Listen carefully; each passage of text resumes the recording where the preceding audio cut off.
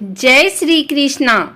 पौराणिक काल से ही भगवान श्री कृष्ण की कहानियां या कृष्ण लीला बच्चों और बड़ों को बहुत पसंद आती है। भगवान श्री कृष्ण जी की कई कहानियां हैं हम सभी के लिए ज्ञान का भंडार।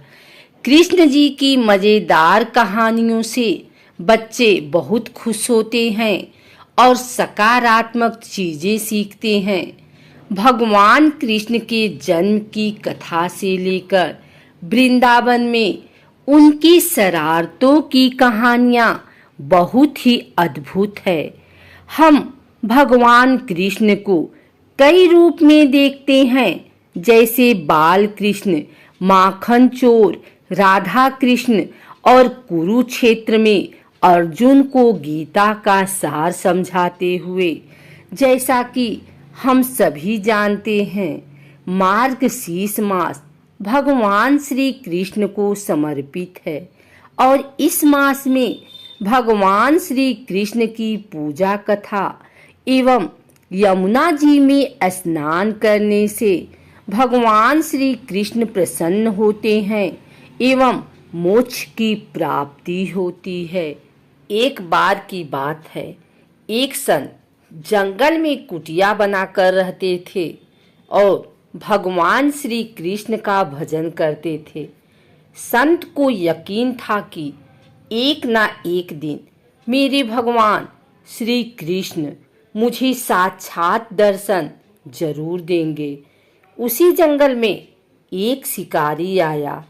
उस शिकारी ने संत की कुटिया देखी।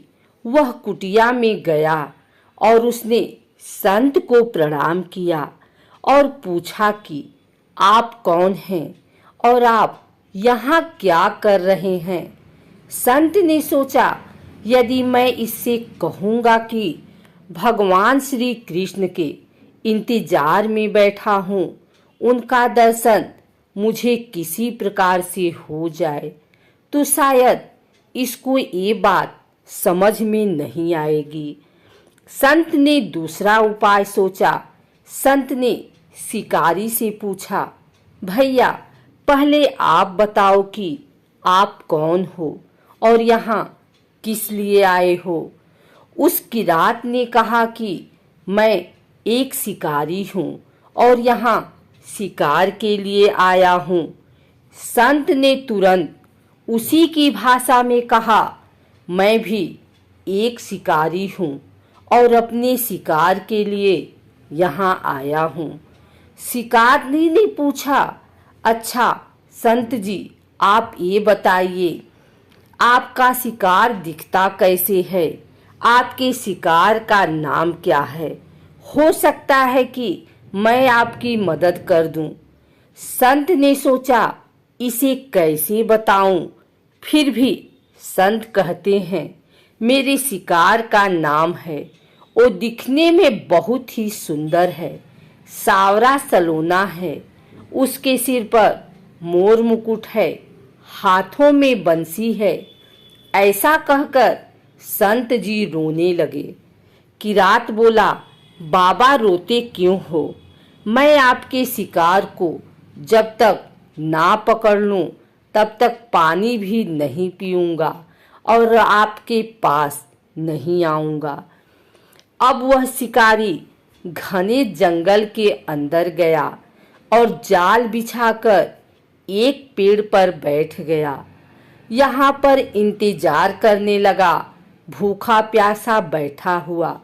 एक दिन बीता, दूसरा दिन बीता और फिर तीसरे दिन भूखे प्यासे किरात को नींद आने लगी। बाके बिहारी को उन पर दया आ गई। भगवान उसके भाव पर रिझ गए। भगवान मंद मंद स्वर से बांसुरी बजाते आए और उस जाल में खुद फंस गए। जैसे ही किरात को फंसे हुए शिकार का अनुभव हुआ, वह तुरंत नींद से उठा और उस सावरे भगवान को देखा। जैसा संत ने बताया था, उनका रूप हूबहू वैसा ही था। वह अब जोर जोर से चिल्लाने लगा, मिल गया, मिल गया, शिकार मिल गया। शिकारी ने उस शिकार को जाल समेत कंधे पर बिठा लिया और शिकारी कहता हुआ जा रहा है, आज 3 दिन के बाद मिले हो, खूब भूखा प्यासा रखा, अब तुम्हें मैं छोड़ने वाला नहीं हूँ। शिकारी धीरे धीरे कुटिया की ओर बढ़ रहा था। जैसे ही संत की कुटिया आई तो शिकारी ने आवाज लगाई, बाबा, बाबा। संत ने तुरंत दरवाजा खोला और संत उस किरात के कंधे पर भगवान श्री कृष्ण को जाल में फंसा देख रहे हैं। भगवान श्री कृष्ण जाल में फंसे हुए मंद मंद मुस्कुरा रहे हैं। किरात ने कहा, आपका शिकार लाया हूँ, मुश्किल से मिले हैं। संत के आज होश उड़ गए। संत किरात के चरणों में गिर पड़े। संत आज फूट फूट कर रोने लगे। संत कहते हैं, मैंने आज तक आपको पाने के लिए अनेक प्रयास किए प्रभु, लेकिन आज आप मुझे इस किरात के कारण मिले हो। भगवान बोले, इस शिकारी का प्रेम तुमसे ज्यादा है, इसका भाव तुम्हारे भाव से ज्यादा है, इसका विश्वास तुम्हारे विश्वास से ज्यादा है। इसलिए आज जब 3 दिन बीत गए तो मैं आए बिना नहीं रह पाया। मैं तो अपने भक्तों के अधीन हूँ और आपकी भक्ति भी कम नहीं है संत जी। आपके दर्शनों के फल से मैं इसे 3 ही दिन में प्राप्त हो गया। इस तरह से भगवान ने खूब दर्शन दिया और फिर वहाँ से भगवान चले गए।